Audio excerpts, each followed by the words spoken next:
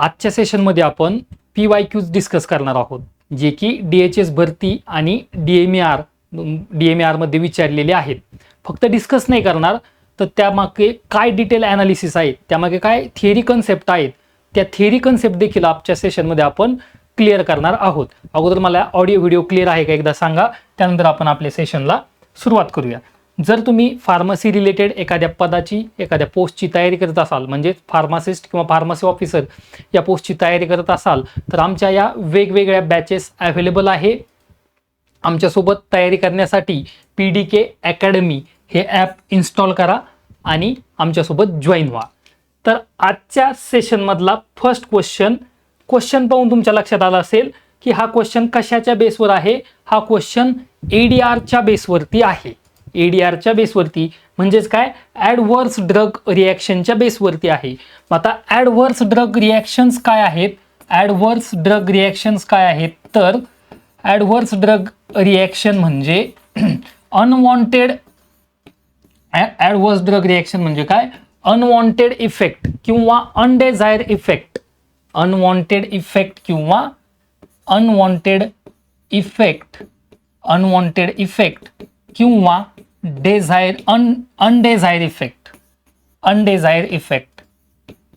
अनडिझायरेबल effect, त्याला काय म्हणतो आपण, त्याला म्हणतो आपण ADR. मग आता विचारलंय काय, टाईप ए ADR युजली, टाईप ए ADR युजली म्हणजे ADRचे काय पडतात, तर टाईप पडतात. किती पडतात, 6 पडतात. कोणकोणते पडतात, तर type A, type B, type C, type D, type E आणि टाईप F एवढे ADRचे टाईप पडतात. ADRचे एवढे टाईप पडतात. ए फॉर काय आहे, बी फॉर काय आहे, सी फॉर काय आहे, हे आपल्याला पाहायचंय. ए फॉर ॲग्युमेंटेड म्हणजे काय, A type A. B for bizarre, C for chronic, D for delayed, E for end of use आणि F for failure to efficacy. एवढे 6 टाइप्स पडतात. कशाचे, ADRचे 6 टाइप्स पडतात. मग आपल्याला काय विचारलंय, मोस्ट ऑफ जणांचा आन्सर बरोबर येतंय. प्रतीक्षा एकदा आन्सर चेक करून घ्या की टाईप ए किंवा टाईप ॲग्युमेंटेड ADR आर युजली, त्या युजली काय आहेत हे आपल्याला विचारलेलं आहे. मग काय विचारलेलं आहे, ऑप्शन दिलेत, अनप्रेडिक्टेबल, डोस डिपेंडंट, ॲलर्जिक आणि आयडिओसिंक्रेटिक म्हणजे काय हे विचारलेलं आहे. आता टाईप ए काय आहे आपल्याला माहिती आहे. टाईप ए काय आहे, तर type A is the amount of drug occurs when amount of drug increase then occur the type A reaction. तेव्हा टाईप ए रिॲक्शन ऑकर होते अँड इट इज प्रेडिक्टेबल. ही काय आहे, प्रेडिक्टेबल रिॲक्शन आहे. ठीक आहे, हे एवढं आपल्याला लक्षात ठेवायचंय. मग अनप्रेडिक्टेबल आहे का, नाही, मी इथं सांगितलंय प्रेडिक्टेबल आहे म्हणजे हा ऑप्शन गेला. मग अनप्रेडिक्टेबल कोणते आहे, तर टाईप बी अनप्रेडिक्टेबल आहे. त्यानंतर डोस डिपेंडंट, इथं सांगितलंय amount of drug increase when occur the type A reaction when amount of drug increase म्हणजेच काय, डोस डिपेंडंट. अर्थ लागतोय का सांगा मला. त्यानंतर ॲलर्जिक रिॲक्शन म्हणजे काय, स्टेरिओटाइप सिम्पटम्स. ॲलर्जिक रिॲक्शन म्हणजे काय, स्टेरिओटाइप सिम्पटम्स, त्याला काय म्हणतो आपण, ॲलर्जिक रिॲक्शन म्हणतो. मग स्टेरिओटाइप सिम्पटम्स मध्ये काय होतंय, तर रॅशेस किंवा स्वेलिंग किंवा इचिंग होते, यांना काय म्हणतो आपण, ॲलर्जिक म्हणतो किंवा स्टेरिओटाइप सिम्पटम्स असं म्हणतो. आयडिओसिंक्रेटिक म्हणजे काय, दिस इज द, त्यामुळे हा ऑप्शन पण गेला. आयडिओसिंक्रेटिक म्हणजे काय, दिस इज द जेनेटिक कॉज. हा काय आहे, जेनेटिक कॉज आहे आणि यात होतोय काय, ॲबनॉर्मल रिॲक्शन होते. काय होतं, ॲबनॉर्मल रिॲक्शन घडते. Sometimes it may B toxic, and that's why correct answer is the B, dose dependent. इथं आलं होतं पहा, अमाऊंट ऑफ ड्रग इन्क्रीज केव्हा ऑकर होते, अमाऊंट ऑफ ड्रग इन्क्रीज म्हणजेच काय, डोस डिपेंडंट. मोस्ट ऑफ जणांचे आन्सर बरोबर येत आहे. राहुल, साक्षी, कोमल, मनीषा, दीक्षा, साक्षी बरोबर आहे आन्सर. आन्सर काय करेक्ट आन्सर आहे B, dose dependent. Type A काय आहे मग, type A is the dose dependent. कशी रिएक्शन आहे ही, ॲडवर्स ड्रग रिएक्शन कशी आहे, तर ही dose dependent adverse drug reaction आहे. ठीक आहे. त्यानंतर सेकंड क्वेश्चन आहे, absolute bioavailability compares extra vascular administration with. Option A IM route म्हणजेच intramuscular route, subcutaneous route, intravenous route and topical route. एवढे ऑप्शन दिलेले आहे.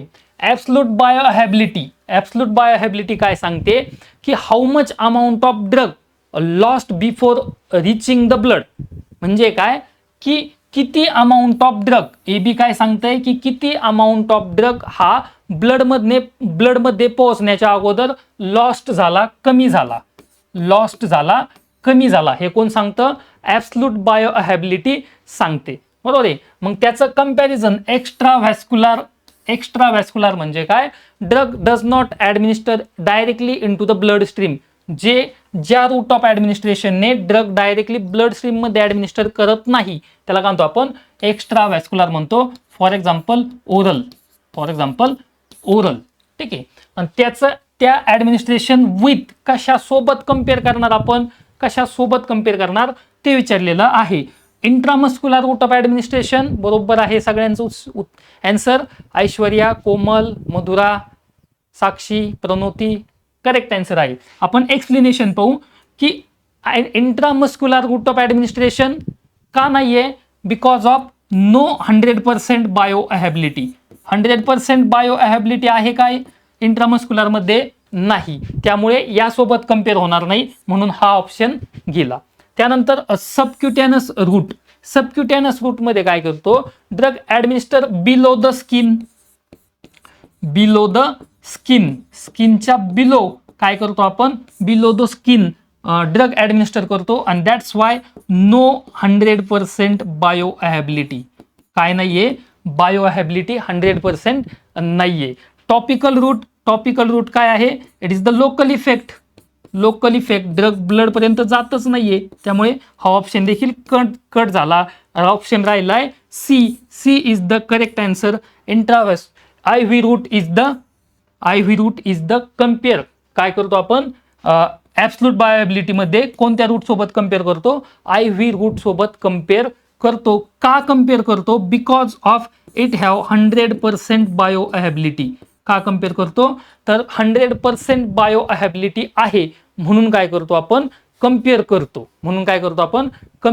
बरोबर आहे. सगळ्यांचा आन्सर बरोबर आलेला आहे. C is the correct answer. IV route is the correct answer. का करेक्ट आन्सर आहे, काय होते की 100% बायोहॅबिलिटी भेटते. 100% बायोहॅबिलिटी भेटल्याच्या नंतर आपण काय करतो, कम्पेअर करतो. Extra vascular route of drug route सोबत काय करतो, कम्पेअर करतो. आणि कम्पेअर केल्याच्या नंतर आपण काय काढतो की किती अमाऊंट ऑफ ड्रग हा ब्लड पर्यंत पोहोचण्या अगोदर नष्ट झाला, ते कशातून काढतो आपण, ॲब्सोल्यूट बायोहॅबिलिटी मधनं काढतो. That's why correct answer is the C, IV route of administration. त्यानंतर नेक्स्ट क्वेश्चन आहे, which is an example of type B ADR. मी आत्ताच सांगितलं what is the ADR, unwanted effect. त्याला काय म्हणतो आपण, ADR असं म्हणतो. टाईप पडतात, किती टाईप पडतात, तर टाईप 6 पडतात. किती पडतात, 6 पडतात. त्यातला टाईप B म्हणजे काय, बिजारे. बी फॉर काय घ्यायचंय, बिजारे म्हणजे काय, विचित्र. मराठीमध्ये त्याचा मिनिंग काय घ्यायचा आहे की विचित्र काहीतरी रिॲक्शन घडते. And it is the unpredictable. Also it is not dose dependent. He dose dependent नाहीये. मग यात आपल्याला ओळखायचंय की हायपोग्लायसेमिया बाय इन्सुलिन म्हणजे काय की इन्सुलिनचं जर प्रमाण वाढवलं तर हायपोग्लायसेमिया होणार आहे. म्हणजे काय, इन्सुलिनचं प्रमाण वाढवलं तर decrease level of decrease the level of glucose. म्हणजे काय, increase the amount of drug. Amount of drug increase झाल्यामुळे काय झालंय, हायपोग्लायसेमिया ऑकर झालाय. जर इन्सुलिनचं अमाऊंट वाढवलं नसतं तर हायपोग्लायसेमिया ऑकर झाला नसता. That's why this is the type ए. हा काय आहे, टाईप ए आहे. त्यानंतर ब्लिडिंग बाय वॉरफॅरिन. वॉरफॅरिन काय आहे, अँटीकोॲग्युलंट आहे. वॉरफॅरिन काय आहे, अँटीकोॲग्युलंट आहे. आणि जर वॉरफॅरिनचं प्रमाण वाढवलं, अमाऊंट ऑफ वॉरफॅरिन जर वाढवलं तर काय होतंय, ब्लिडिंग होते. दॅट्स वाय वॉरफॅरिनचं प्रमाण जर नाही वाढवलं तर इट ॲक्ट्स ॲज अँटीकोॲग्युलंट. म्हणून हा पण काय आहे, हा टाईप ए आहे. ही पण रिॲक्शन कशी आहे, टाईप ए आहे. त्यानंतर सेडिएशन बाय अँटीहिस्टामाइन. आपण लेक्चरमध्येच पाहिलंय की अँटीहिस्टामाइन सिट्रिझिन किंवा मॉन्टेलिओकास्ट, हे अँटीहिस्टामाइन वाढल्यामुळे काय झालंय, सेडिएशन वाढलंय. जर अँटीहिस्टामाइन नाही वाढलं तर सेडिएशन पण वाढणार नाही. That is also type A. ही पण काय आहे, टाईप ए रिॲक्शन आहे. मग ऑप्शन बरोबर आहे, साक्षी, कोमल, दीक्षा बरोबर आहे आन्सर. आन्सर काय आहे, सी. ऐश्वर्या एकदा आन्सर चेक करा, साक्षी आन्सर चेक करा. C is the anaphylaxis by penicillin. It means allergy. It means allergic. Anaphylaxis म्हणजे काय, ॲलर्जिक रिॲक्शन, जे की रॅशेस होणारे किंवा काय होणारे, रॅशेस होणारे किंवा स्वेलिंग होणारे. And it may be unpredictable. हे काय आहे, अनप्रेडिक्टेबल आहे. That's why C is the correct answer. त्यामुळे C is the correct answer. इथं पहा काय सांगितलं उत्तर, मी अजून डिटेल एक्सप्लेनेशन दिलंय. C is the correct answer.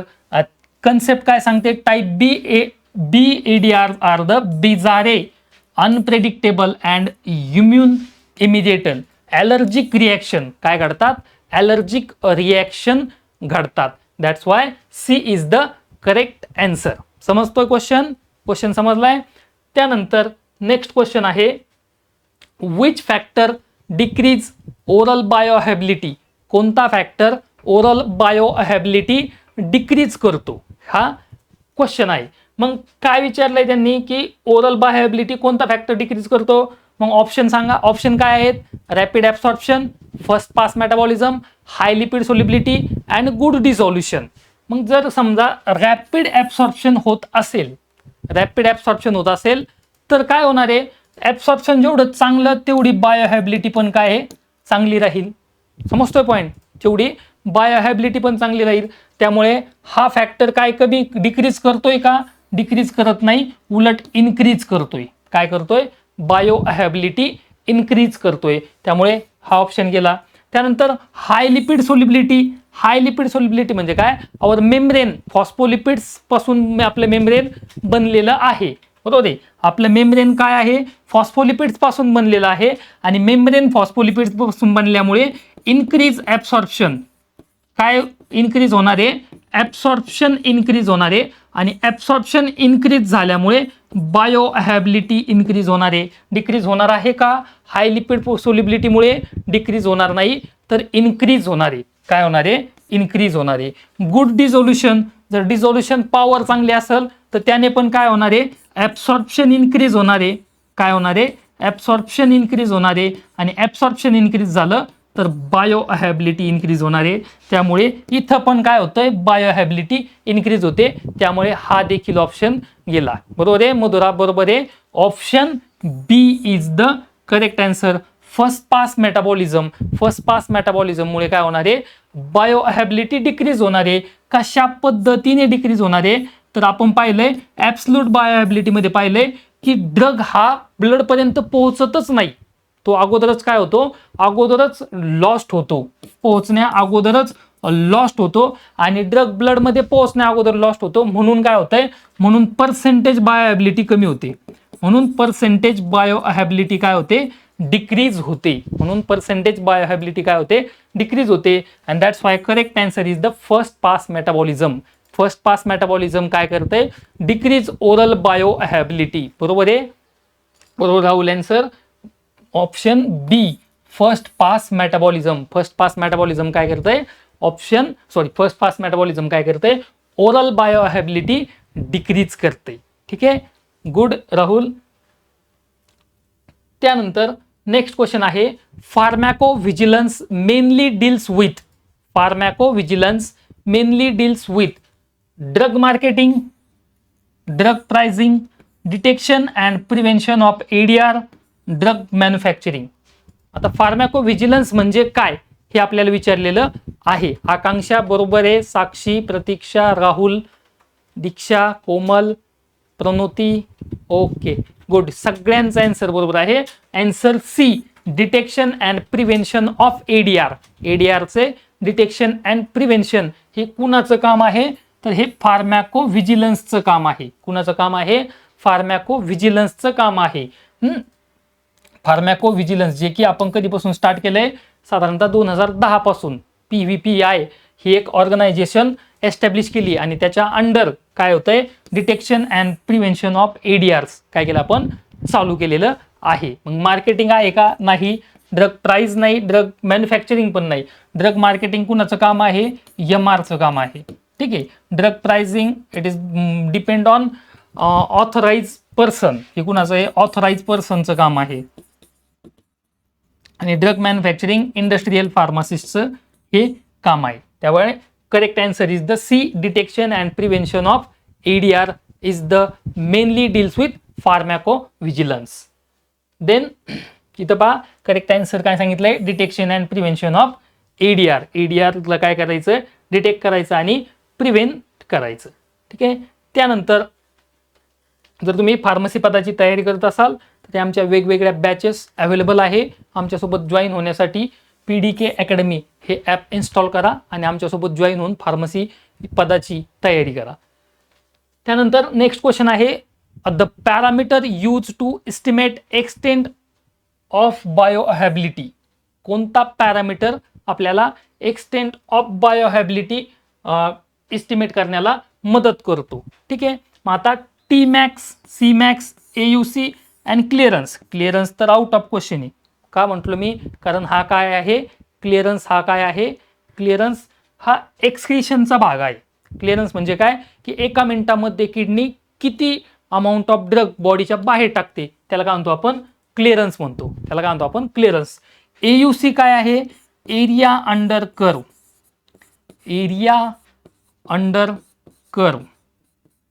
आणि area under curve directly proportional to the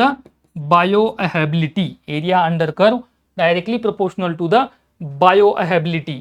त्यानंतर Cmax काय आहे बाळांनो, Cmax काय आहे, मॅक्झिमम कॉन्सन्ट्रेशन ऑफ ड्रगचं मॅक्झिमम कॉन्सन्ट्रेशन, त्याला काय म्हणतो आपण, Cmax म्हणतो. आणि Tmax काय आहे, Tmax टाइम टू रीच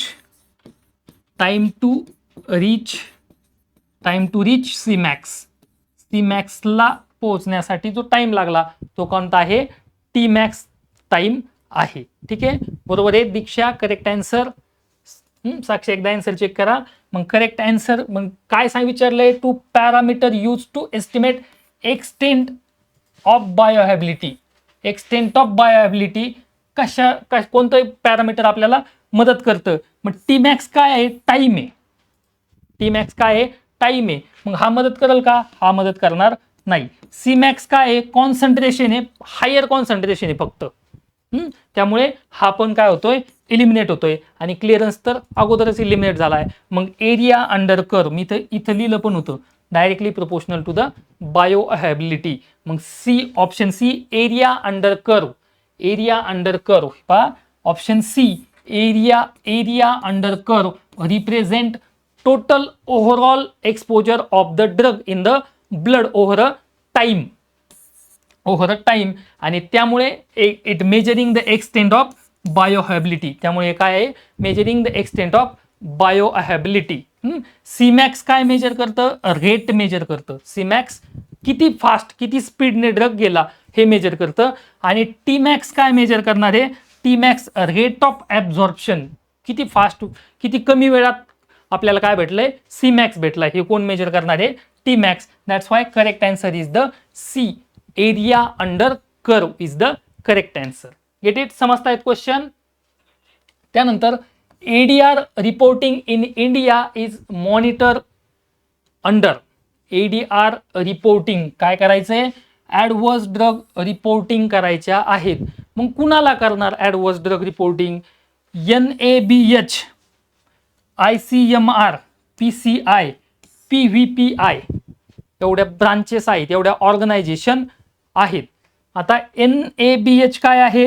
तर NABH आहे national accreditation board of health care किंवा hospital. National accreditation board of health care किंवा हॉस्पिटल. त्यानंतर ICMR काय आहे?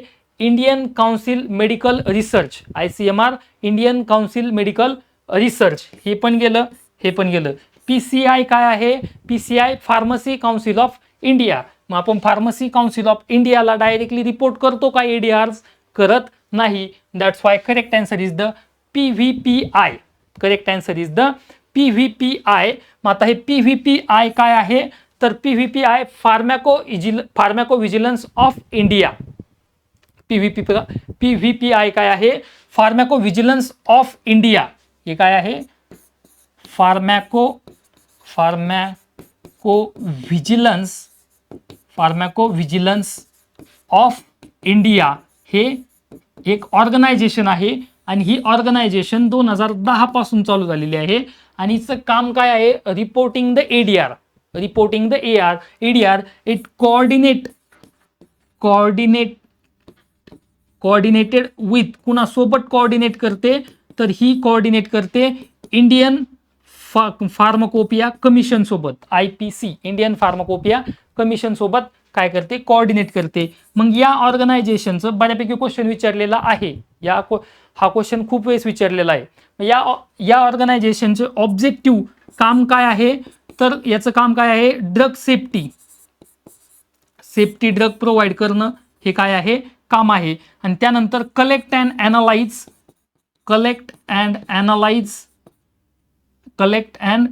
Analyse ADR. ही दोन कामं कुणाची आहेत? PVPI pharmacovigilance of India, जी की 2010 पासून काम करते आणि कोऑर्डिनेट कुणासोबत करते? इंडियन फार्माकोपिया कमिशन सोबत काय करते? कोऑर्डिनेट करते. That's why correct answer is the PVPI. समजलाय सगळ्यांना क्वेश्चन? खूप वेळेस विचारलेला आहे, व्यवस्थित लक्षात ठेवायचा. ADR reporting in India is monitor under PVPI pharmacovigilance of India. त्यानंतर कधीपासून कोऑर्डिनेट कोणासोबत करते आणि ऑब्जेक्टिव्ह काय आहेत हे सगळे सब पॉईंट देखील काय करायचे? लक्षात ठेवायचे. ठीक आहे, सगळ्यांचा आन्सर बरोबर आलाय, पॉईंट समजलाय. त्यानंतर इथं पहा ऑप्शन, करेक्ट ऑप्शन सांगितलंय PVPI. ठीक आहे, PVPI म्हणजे काय? Pharmacovigilance programme of India. Pharmacovigilance programme of India. ठीक आहे. त्यानंतर which card scheme is associated with reporting ADR. आता ही कार्ड स्कीम कोणी आणली? ही कार्ड स्कीम अगोदर UK मध्ये होती, पण PVPI ने पण काय केली? ती ऍक्सेप्ट केली. तर मग ADR रिपोर्टिंगसाठी कोणत्या कलरची कार्ड स्कीम वापरली जाते हे तुम्हाला सांगायचं आहे. Black card scheme, yellow card scheme, green card scheme आणि पिंक कार्ड स्कीम. या तीन पैकी कोणती कार्ड स्कीम वापरली जाते? तर येलो कार्ड स्कीम वापरली जाते. कोणती स्कीम वापरली जाते? येलो कार्ड स्कीम ही वापरली जाते. ही कशासाठी वापरली जाते? पहा आन्सर काय? Yellow card scheme. ही जी काय येलो कार्ड स्कीम आहे ही UK बेस सिस्टीम वरती आहे. ही अगोदर UK मध्ये चालवली जायची आणि UK नंतर आपण काय केली? ती आपण पण ऍक्सेप्ट केली. टू रिपोर्टिंग ADR रिपोर्ट करण्यासाठी तुम्ही काय करू शकता? येलो कार्ड स्कीम यूज करू शकता. That's why correct answer B, yellow card scheme. त्यानंतर which of the following increases risk of ADR. कोणती मेथड किंवा विच ऑफ द फॉलोइंग खालीलपैकी कोण इन्क्रीज करतंय रिस्क ऑफ ADR ची रिस्क? कोणता फॅक्टर इन्क्रीज करतोय? खालीलपैकी कोणता फॅक्टर ADR ची रिस्क इन्क्रीज करतोय? ऑप्शन दिलेले त्यांनी monotherapy, young age only, polypharmacy and low lipid solubility. आता monotherapy, what do mean by mono means one, म्हणजे एकच ड्रग ट्रीटमेंट आहे. मग जर एकच ड्रग ट्रीटमेंट असेल तर ADR होऊ शकतात का? ADR वाढू शकतात का? तर ADR वाढू शकत नाही. ADR होऊ शकत नाही. दॅट्स वाय हा ऑप्शन इलिमिनेट झाला. यंग एज ओनली असा आहे का? यंग एजमध्येच एडीआर्स ऑकर्स होतात? नाही. It may B geriatric, paediatric, कोणत्या पण केसमध्ये, अडल्ट केसमध्ये असेल, जेरियाट्रिक केसमध्ये असेल, पेडियाट्रिक केसमध्ये असेल, कोणत्याही केसमध्ये काय होऊ शकतात? एडीआर्स ऑकर होऊ शकतात. दॅट्स वाय हा ऑप्शन पण गेला. लो लिपिड सोल्युबिलिटी जर असेल तर ऍब्सॉर्प्शन पुअर होईल. लो लिपिड सोल्युबिलिटी जर असेल तर ऍब्सॉर्प्शन पुअर होईल. ऍब्सॉर्प्शन जर पुअर झाला तर बायो अहॅबिलिटी कमी होईल. पण त्याचा एडीआर वरती परिणाम होईल का? एडीआर वरती परिणाम होणार नाही. त्याचा ड्रग इफेक्ट वरती परिणाम होईल, त्याचा फार्मकोलॉजिकल इफेक्ट वरती परिणाम होईल, पण अनडिझायरेबल इफेक्ट शो होणार नाही ड्यू टू लो सोल्युबिलिटी. मग राहिला option polypharmacy. Poly means many, poly means many आणि फार्मसी मीन्स मेडिसिन. जर एका वेळेला खूप मेडिसिन जर घेतले, दोन किंवा दोनपेक्षा जास्त मेडिसिन ड्रग जर वापरले तर चान्सेस किंवा इन्क्रीज रिस्क ऑफ एडीआर, त्यावेळेस काय होऊ शकतं? Increase risk of ADR, ADR होऊ शकतात. साक्षी आन्सर चेक करा. That's why correct answer is the polypharmacy. Correct answer is the polypharmacy. Polypharmacy काय येईल? करेक्ट आन्सर येईल polypharmacy. It means multiple medications. इथे काय सांगितलंय? It means multiple medications by one patient. एक पेशंट काय करतोय? जास्त मेडिकेशन यूज करतोय, त्याने काय होते? रिस्क ऑफ ड्रग इंटरॅक्शन किंवा increase the risk of adverse drug reaction. त्यामुळे ॲडव्हर्स ड्रग रिॲक्शन होण्याची चान्सेस जास्त होतात, जास्त वाढतात. ठीक आहे. त्यानंतर नेक्स्ट क्वेश्चन आहे, विच फॅक्टर डिक्रीज ओरल बायोहॅबिलिटी? कोणता फॅक्टर ओरल बायोहॅबिलिटी डिक्रीज करतो? कोणता फॅक्टर ओरल बायोहॅबिलिटी डिक्रीज करतो? रॅपिड ॲब्सॉर्प्शन ने ओरल बायोहॅबिलिटी डिक्रीज होईल का? नाही होणार, उलट इन्क्रीज होईल. बायोहॅबिलिटी काय होईल? इन्क्रीज होईल. त्यामुळे हा ऑप्शन गेला. Good resolution also increase absorption आणि ॲब्सॉर्प्शन वाढल्यामुळे इन्क्रीज बायोहॅबिलिटी. त्यामुळे काय होते? बायोहॅबिलिटी वाढते. हाय लिपिड सोल्युबिलिटी, जर ड्रग हाय लिपिड सोल्युबल असेल तो काय करेल? आपले मेम्ब्रेन जे आहेत, आवर मेम्ब्रेन इज अ फॉस्फोलिपिड्स पासून मेम्ब्रेन बनलेले आहे, आणि हाय लिपिड सोल्युबिलिटी असेल तर इन्क्रीज ॲब्सॉर्प्शन इन्क्रीज होईल.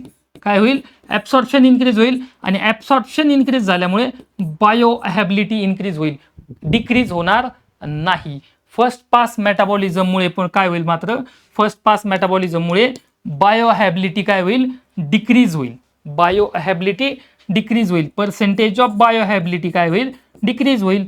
कारण का? की फर्स्ट पास मेटाबॉलिझम मध्ये काय होतंय? फर्स्ट पास मेटाबॉलिझम काय करतंय की our drug before reaches in blood मध्ये ड्रग पोहोचण्याच्या अगोदरच काय होतो? ड्रगचा लॉस्ट होतोय, ड्रगचा नाश होतोय. म्हणजेच काय की समजा एखादी 500 mg ची टॅबलेट असेल, एखादी 500 mg ची पॅरासिटामॉल टॅबलेट असेल, आणि जर ड्रग 100 mg ड्रग काय होतोय? ब्लडमध्ये पोहोचतोय, तर 400 mg ड्रग ब्लडमध्ये पोहोचतोय, आणि 100 mg ड्रग जर लॉस्ट होत असेल, वाया जात असेल, खराब होत असेल, कमी होत असेल, तर काय होणार? इथं आपली बायोहॅबिलिटी डिक्रीज होणार आहे. बायोहॅबिलिटी काय होणार आहे? डिक्रीज होणार आहे due to first pass metabolism. First pass मेटाबॉलिझममुळे काय होणार आहे? ती डिक्रीज होणार आहे. मग कोणता factor? First pass metabolism factor decrease oral bioavailability. तो काय करणार आहे? बायोहॅबिलिटी ओरल बायोहॅबिलिटी कमी करणार आहे. Correct answer is the first pass metabolism. ठीक आहे. तर हे होते आजचे PYQs on the basis of ADR and bioavailability. Question सगळ्यांना समजलेच असतील. त्यासाठी थँक्यू.